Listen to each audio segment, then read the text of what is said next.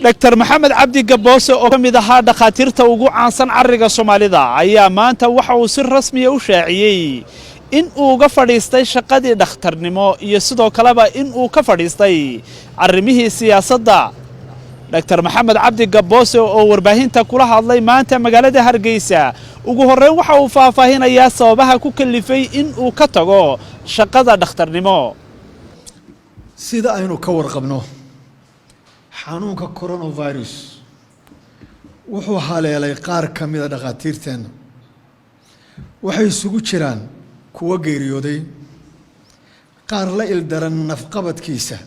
oo ilaa hadda helitaanka oxygen-ka la halgamaya iyo kuwa sidayda oo kale allaha weyn u fududeeyay oo si safmar ah uu ku dhaafay raggaasi waxa ay kaalin mugle ka soo qaateen halgankii iyo dib u dhiskii dalkeena waxaana hubaal ah inay banneeyeen kaalin la tabi doono allah u naxariisto inta geeriyootay inta weli xanuunsanna allah ka dulqaado xilligii ay iigu adkayd xaaladdu ayaa ahaa markii aanu isugu dhoweyn anigee naftaydu faq dheer iyo xogo badan oo aanu isweydaarsanay kadib waxaan ku qancay in wixii hadda ka dambeeya aan u soo jeesto howlaha samafalka barashada diinta islaamka iyo ka warqabka carruurteeda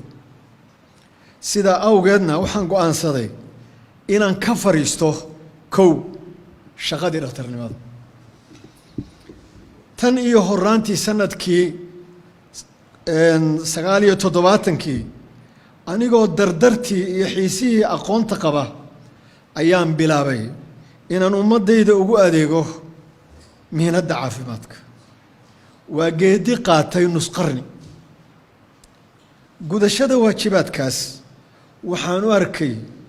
in yar oo ka mid ah abaalcelinta dadka iyo dalku iga mudan yihiin waxaan se aaminsanahay in hadda la joogo xilligii ugu habboonaa oo aan ka fadhiisan lahaa shaqada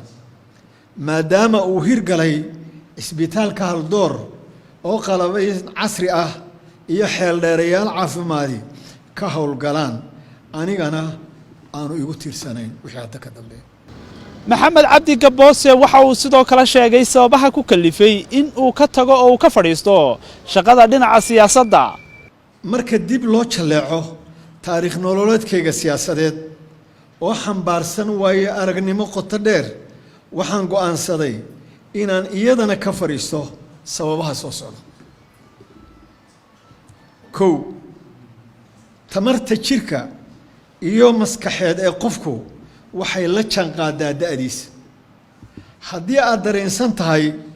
in dowladaha hana qaaday ay dhacdo in hogaamiye da'diisu weyn tahay uu xilka qabto waxaad ogaataa inay yihiin dowlado leh nidaam iyo hay-ado cagahooda ku taagan oo u dhisan inay bari taaraan hogaamiyaha laakiin annaga dowladnimadeennu waa curdan sidaa awgeedna waa inuu hogaamiyuhu noqdaa shakhsi firfircoon oo xoog leh maadaama uu isagu yahay mishinka ay ku xiran tahay socodsiinta howlaha oo dhan sidaa awgeed wuxuu hankaygu ii sheegayaa maadaama ay da'daydu 70-yadii cagcagaynayso in aan ka gaabin karo buuxinta baahida xaddhaafka ah ee dal curdana sababta labaad ee siyaasadda uga fariisanayna waxa weeye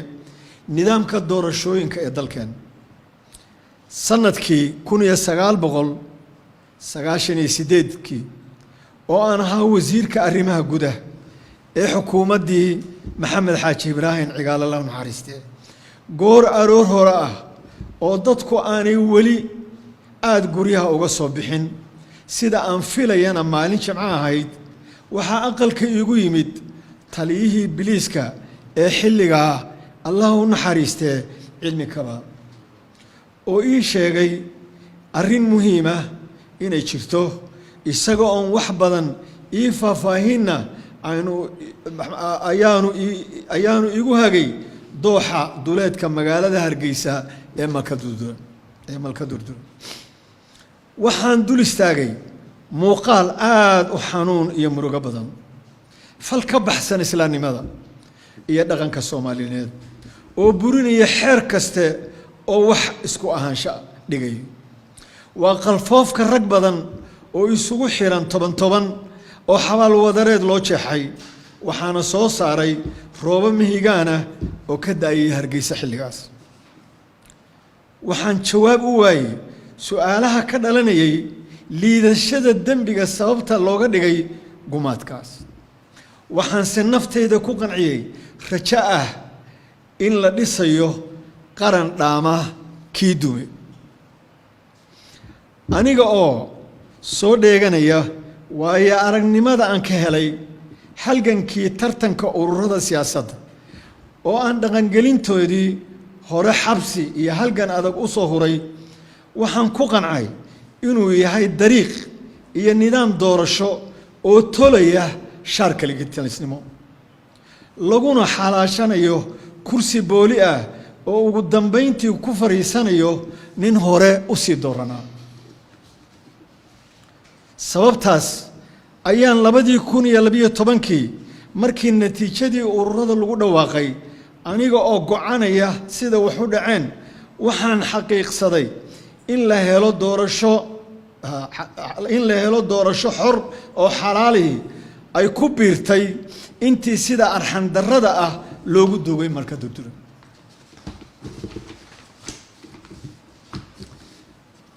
waxaan goobjoog ka noqday hay'adihiis dheelitiri lahaa ee qaranka oo dhammaantood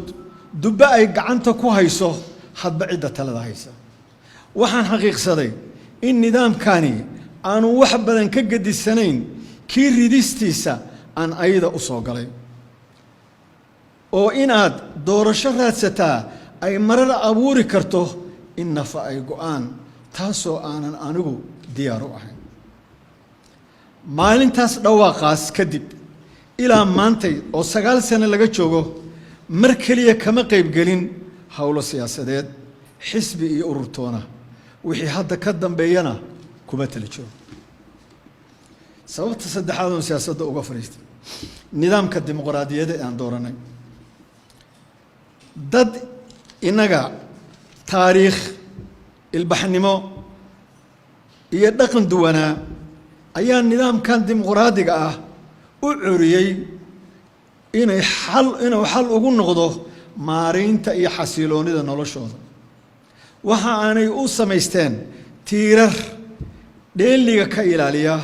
iyo hay'ad damaanad qaadaya habsami u socodkeeda innaka ummadeennu waa reeguuraa danyara qabiilku lafdhabar u yahay jiritaankooda dadka inta ugu liidatana gabood ka dhigtaan waxaan nahay dad muslina oo guud ahaan aaminsan xukunka samaawiga ah gumaystaha hortiis dadkaygu ma lahayn taariikh maamul iyo nidaam ay wadaagaan oo fac weyn kaasoo damaanad qaadaya cadaaladda iyo waxwada lahaanshaha iyo danta guud haddaba si nidaam tala wadaag ah oo uga hirgalo geygeenna waa inuu noqdo mid qadarinaya qaab dhismeedka bulsho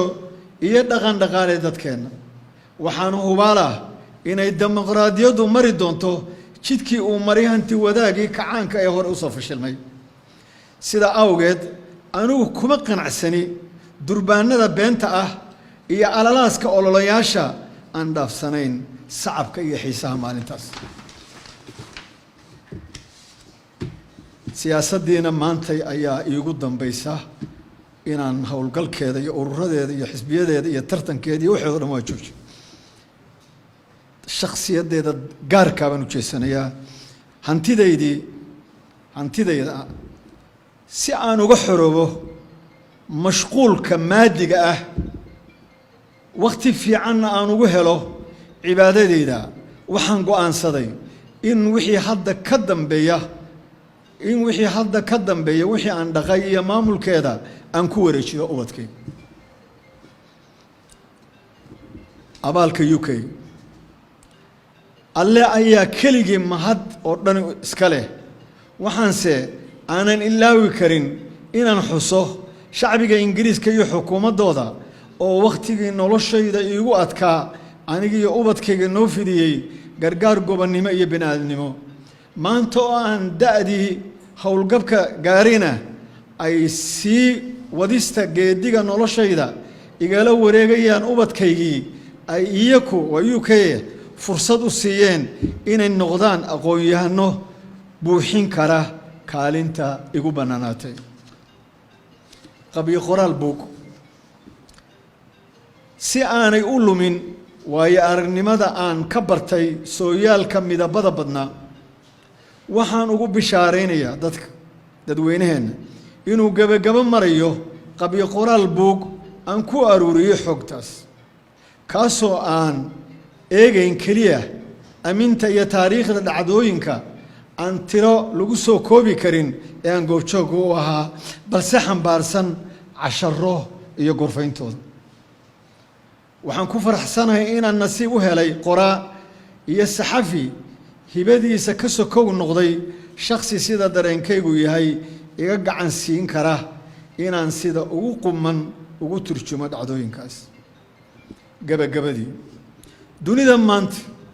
aafooyin badan baa ku gedaaman qaar aadama sameeyey iyo kuwa dabiici ahaba dhammaantood waa imtixaan nala marinayo waxaan madaxdeeda iyo ummadayada kula dardaarmayaa inay midnimadooda ilaashadaan ilaahoodana u noqdaan anigana iigu duceeyaan jidka aan doortay inuu noqdo mid aakhiradayda iyo dunidaydaba miro wanaagsan aan ka matayo assalaamu calaykum waraxmatullahi Dr. Maxamed Cabdi Gaboose ayaa waxaan weydiiyey in maadaama oo shaqada dhakhtarnimaduba ay ka mid tahay arrimaha samafalka sababtu u sii wadi waayey dhakhtarnimada si uu dadka u caawiyo howlaha samafal ee aan u jeesanayo waxa weeye waa wax kaste oo ilaahay ii dhaweynayo waa wax kaste oo khaatumadeyda hagaajinayo haddaan inta in yaroo dhaqaale helo ama carruurteyda ka qaada aan ceel qodi karo waxaan u arkaa samafal haddii tuulo mid silsilad ku xiran aan la kulmo oo aan eego oo aan dawo u qoro oo aan dawadii ka bixiyo waa samafal marka ma ahan dhakhtar ee waa camal saalaxa oo kasta oo iga hor yimaada hadduu agoon yahay iyo hadduu rajo yahay iyo hadduu dayacan yahay iyo hadduu inaan naftayda wixii aan qaban karo qabto tii kale waxay ahayd dhakhtar waa shaqo weeye sida injineerku shaqo u yahay waa shaqo aan ku noolaa weeye ya waa shaqadan isbitaalkan ka dhaliyey weeye waa shaqo marka taa dib dambe u fariisan maayo maaragtay inaan miis iyo kursi qaato qof yaraada xagga ku xanuunaysaa maanta ay ugu dambaysaa inaan shir siyaasadeed ka qayb gala iska dhaaf urure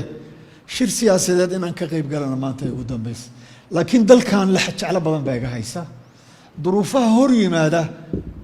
madaxda inaan la taliyo ama aan wax ka iraahdo anoon sidii marka hore waxay ahayd maxaan dhahaa dee tartan iyo waxbaa igu jiray hadda laakiin tii baan siibay mar kale Dr. Gaboose waxaa la weydiiyey sababaha xilligan ku soo beegay in uu ka fadhiisto siyaasadda maadaama oo la hadal hayo in ururadii siyaasadda ee Soomaaliland la furo cimri igu filan ilaahay weysiiyey tartan nololeedo noocyo badan waan galay hadday siyaasad tahay hadday dhakhtarnimo tahay hadday bara jaamacadeed tahay hadday tahay meelo badan baan nolosha ka halgamay markaan nafteeda hoose xogteeda gaar iskula baxnay waxay ila noqotay in la joogo xilligii aan ka nasan lahaa howlahaas oo dhan inaan ka nasan lahaa xilligii aan carruurtayda iyo dadkayga oo carruurtayda oo kalea maarata wixii liitaa maaratay dadkayga iyo dalkayga aan indhahan ku eegi jiray waxay ahaayeen indho kursiga fadhiiso oo waxbaad waad dhaamaysaa kaas